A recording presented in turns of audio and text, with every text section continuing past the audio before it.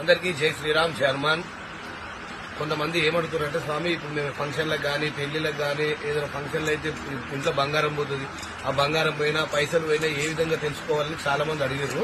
దానికి నేను చెప్తున్న రెమెడీ. కాకపోతే ఇన్స్టాగ్రామ్ లో ఫుడ్ వీడియో అనేది మొత్తం చెప్పరాదు, మిగతాదంతా యూట్యూబ్ లో చెప్తే దాని ప్రాసెస్ ఏముండదు. గోధుమ పిండి తీసుకోవాలి, ఒక యంత్రం రాయాలి, మధ్యలో వాళ్ళ పేరు రాయాలి. ఆ గోధుమ పిండి తీసుకుని ఒక వాటర్ తీసుకోవాలి, బిందెల వాటర్ తీసుకుని గోధుమ పిండి ముద్దలు విసికి ఎవరైతే చిట్టిపైన పేరు రాయాలి ఒక యంత్రం చూపిస్తుంది, మీకు యూట్యూబ్ లో చూపిస్తా. యంత్రం రాసి వాళ్ళ పేరు రాయాలి. ఎవరి మీద అయితే అనుమానం ఉందో మన ఇంట్లో ఫంక్షన్కి వచ్చిన వాళ్ళు ఉంటారు కదా, వాళ్ళ పేరు రాసేసి గోధుమ పిండి తీసుకోవాలి. గోధుమ పిండి తీసుకుని గోధుమ పిండి అలా పెట్టాలి. వేరే వాళ్ళు చేయని తప్పు చేయని వాళ్ళు అనేది గోధుమ పిండి అలా వేస్తేనేమో మునిగిపోతుంది. ఎవరైతే దొంగతనం చేసారో ఆ గోధుమ పిండి పైకి వస్తుంది.